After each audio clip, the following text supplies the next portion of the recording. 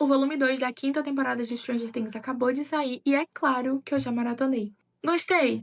Não. Mas é sobre isso que eu quero falar. Tô aqui com as minhas anotações, reuni alguns tópicos pra gente ir debatendo e fiquem à vontade pra ir conversando nos comentários, né? Esse vídeo é só pra gente criar uma discussão mesmo e sobreviver até o dia 31 de dezembro. Pra mim, esse segundo volume foi absurdamente fraco. Sério, de verdade. Não entregou nem de longe todo o hype que foi prometido. O que pra mim tem muito a ver com um erro básico que sempre acontece quando a gente fala de produções que viram fenômenos mundiais, que é criar expectativas altas demais. É isso, um erro assim de principiante. Criei muitas expectativas e elas não foram correspondidas. Né? E por quê? Porque durante meses nós fomos bombardeados com entrevistas, vídeos, teorias e promessas gigantes em torno dos episódios, principalmente em torno dos episódios 5 e 6, Tratamento de Choque e A Fuga de Camazotes, e a série não correspondeu. Nada disso fez sentido com o que a série realmente entregou pra gente. Eu senti que os episódios foram muito longos, mal aproveitados e que entregariam o mesmo conteúdo se fossem mais curtos. Tivemos poucos momentos de ação significativa e muita conversa. Eu realmente esperava uma coisa mais acelerada, sabe?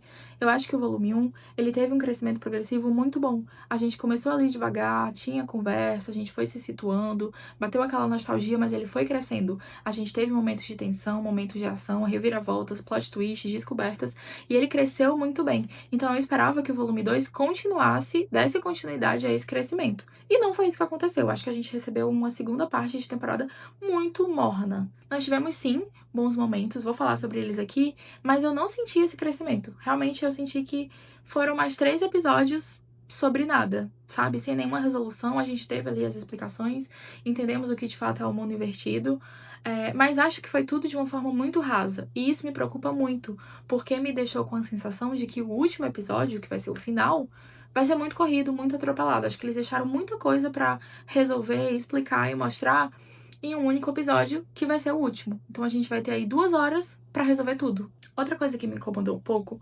foram a quantidade de cenas de drama envolvendo ali as reconciliações do grupo. Eu acho sim que essas cenas são importantes.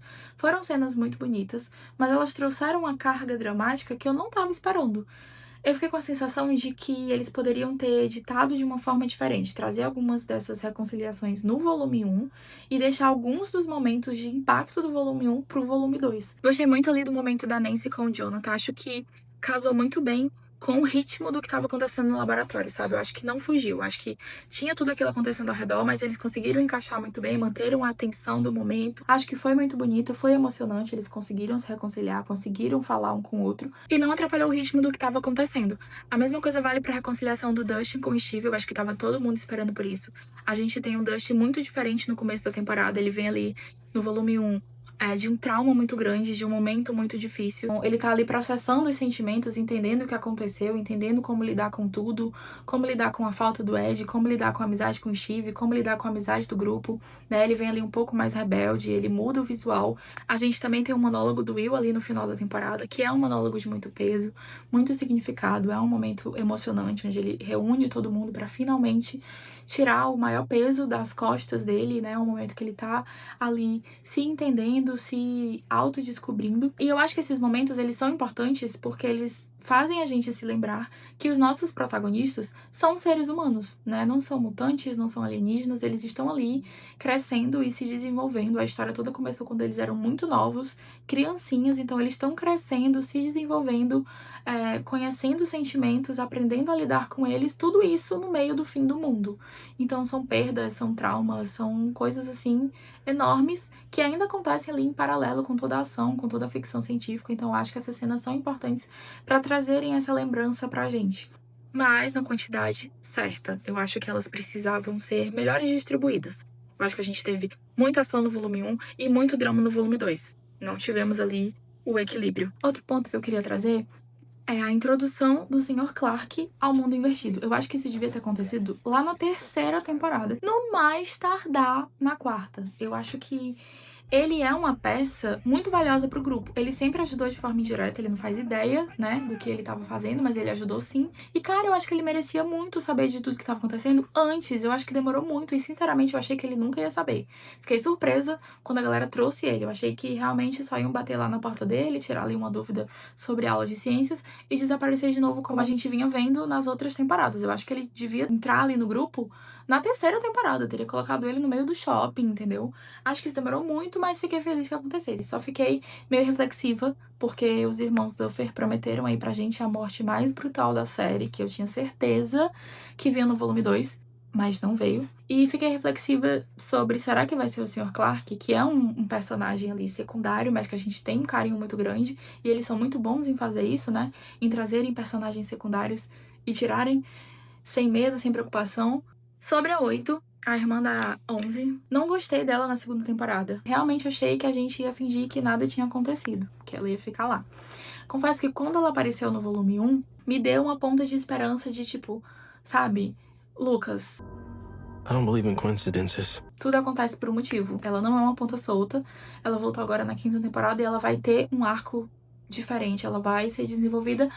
Isso não acontece. Ela não é uma boa influência, ela tem segundas intenções. Eu acho que o Hopper tá coberto de razão por desconfiar dela, por ficar preocupado, por ficar ali em alerta.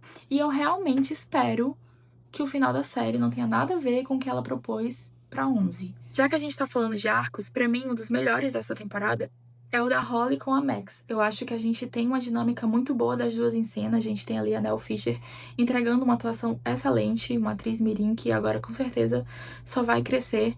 E eu acho que a dinâmica dela com a Sadie Sink foi muito boa. Apesar de achar que ela deveria ter sido introduzida um pouco antes na história, né? A gente tem ali uma Holly Wheeler quase protagonista, muito forte na 5ª temporada. Funcionou muito bem, mas eu acho que teria funcionado um pouco melhor se ela já tivesse sido introduzida antes, né? Se de repente na 4ª temporada eles já trabalhassem o relacionamento dela com o Mike, porque ela sempre foi muito distante. A gente teve uma interação dela com o mundo invertido lá na 1ª temporada, quando o Will estava desaparecido, mas só. Depois nunca mais se tocou sobre o assunto e de repente do nada, o desaparecimento de Holly Wheeler. Funcionou muito bem, eu acho que foi muito escrito, tudo muito bem amarrado, mas se ela tivesse sido introduzida um pouco antes, esse relacionamento dela com o Mike, como irmãos, eu acho que teria sido ainda mais forte, né? Tipo, na hora que a Max conversa com ela, faz ali aquele discurso do que ela precisa pensar, do que ela precisa encontrar dentro de si mesma pra conseguir voltar pra casa, né? Pra conseguir encontrar o portal dela. Eu acho que como tudo foi muito entregue, assim, jogado de repente, pá, 5ª temporada, pode ter parecido um pouco raso. E tirando o fato de que, né, elas passaram ali quase 10 minutos conversando, um discurso muito bonito, mas a gente só queria que elas corressem, né? Principalmente a Max, eu acho que tava todo mundo nessa expectativa. Mas funcionou muito bem, eu gostei sim, não é uma crítica. Eu acho que as duas correndo ao som de Kate Bush foi absolute cinema. E por falar em Max e em cenas favoritas, em arcos favoritos, eu acho que todo mundo concorda que a senhora Wheeler sempre vem pra arrasar. Não deixa uma ponta solta, né? Tipo, interagiu ali com o Demogorgon, viu um Democão passando e se levantou da cama do hospital, matou, incendiou, tacou fogo, resolveu o problema, salvou mais uma vez os nossos mocinhos que vivem em perigo, vivem à beira da morte. A única ressalva é que eu acho que a Max devia ter acordado um pouco mais debilitada. Se ela passou tanto tempo em coma, eu sei que ela não estava em coma, né? A gente agora entende que ela estava perdida na mente do Vecna, então ela estava desacordada ali mesmo, inconsciente, não era um coma. Mas ela passou muito tempo com o corpo físico numa cama de hospital, parada, não usou os músculos, né, tipo, atrofiando. Eu acho que ela acordou muito bem. Tipo, eu sei que ela tá na cadeira de rodas, ela não consegue andar, ela não mexe os braços, né? No final ali ela pede pro Will abraçar ela porque ela não consegue. Mas ela acordou enxergando de boa, sabe? Não rolou uma tontura, ela abraçou o Lucas, ela já consegue falar. Eu acho que eles poderiam ter sido um pouco mais fiéis. Aí tu me pergunta, tipo, cara, tu tá preocupada com isso numa série de ficção científica?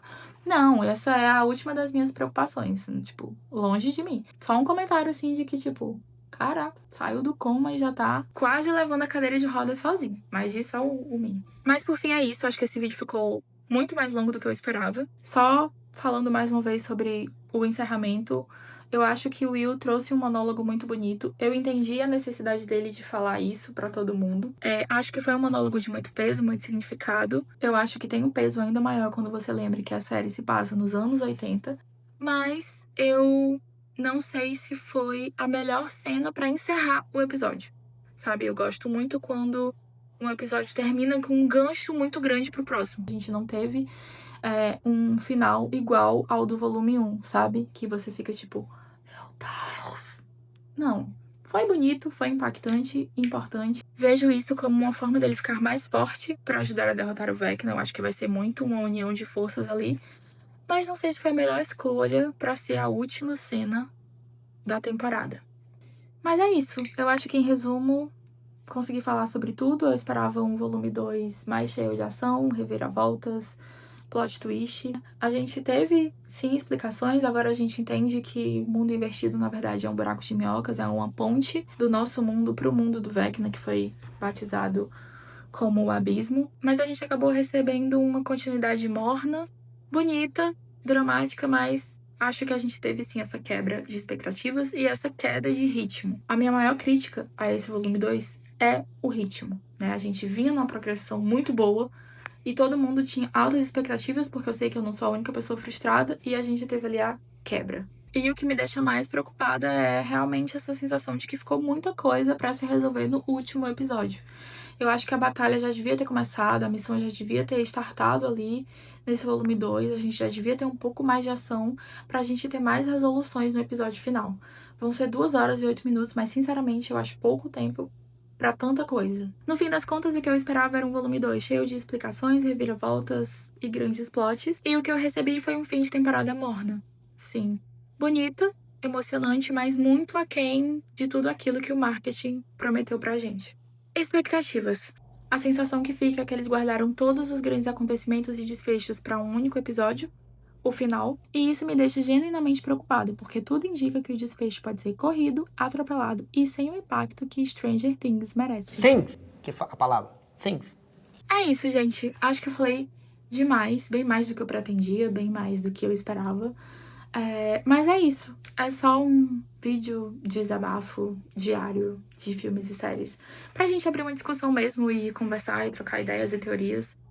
Sintam-se à vontade pra comentar, pra discordar. Mas sejam legais, tá? É um dos meus primeiros vídeos sobre isso, nesse estilo, enfim. Tenho muitas críticas, mas não deixei de ficar ansiosa pro dia 31 de dezembro. Vamos aí com o episódio final de Stranger Things.